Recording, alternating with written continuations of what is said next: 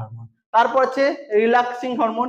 এই relaxing hormone দেখো যখন হচ্ছে তোমার প্রসব অর্থাৎ হচ্ছে বাচ্চাটা বেরিয়ে আসবে, বেরিয়ে আসার ফলে কি তোমার তোমার হচ্ছে মেয়েদের যে ফিমেল অর্গান আছে সেখান থেকে বেরোনোর সময় কি হয়, তাহলে হচ্ছে সেই জায়গাটা ছোট থাকে, ফলে কি হচ্ছে সেই জায়গাটা পিচ্ছিল না হয়, তাহলে কি সহজে বেরোতে পারবে না। যেমন তুমি ধরো হাতে কেউ যদি চুড়ি পরে থাকে, সেই চুড়িটা যদি তোমার হচ্ছে বেশি টাইট হয়ে থাকে, সেই চুড়িটা বের করানো খুব কষ্টকর হয়।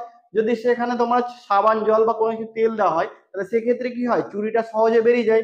তেমনই রিল্যাক্সিং হরমোন কি হয়, এই যে তোমার হচ্ছে তোমার হচ্ছে ভাজাইনার মধ্যে বা ফিমেল অর্গানের মধ্যে কি করে, এটা পিচ্ছিল কারক করে। তো পিচ্ছিল কারক করতে গেলে কি হবে, সেক্ষেত্রে বাচ্চা প্রসবন সহজে হয়। অর্থাৎ এটা কি কখন ক্ষরণ হয়, এটা একমাত্র ক্ষরণ হবে যখন প্রেগনেন্সি হবে, তার আগে কিন্তু ক্ষরণ হচ্ছে না।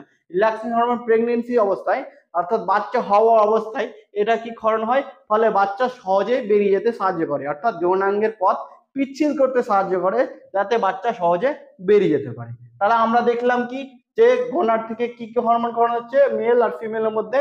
মেল হচ্ছে টেস্টোস্টেরন হরমোন, টেস্টোস্টেরন হরমোন, আর ফিমেলের ক্ষেত্রে তিনটা হরমোন হয়, ইস্ট্রোজেন, প্রজেস্টেরন আর রিল্যাক্সিন। এই রিল্যাক্সিং হরমোন হচ্ছে কি করছে, একমাত্র প্রেগনেন্সি সময় ক্ষরণ হচ্ছে। কারণ কি করছে, প্রেগনেন্সি সময় ক্ষরণ হয়ে তোমার হচ্ছে যে যৌনাঙ্গ পথ বা পিচ্ছিল করতে সাহায্য করছে, তাহলে কি বাচ্চাটা প্রসব তাড়াতাড়ি সহজে হয়। তাহলে আমরা এরপরে দেখবো আমরা কি পিটুইটারি গ্রন্থি।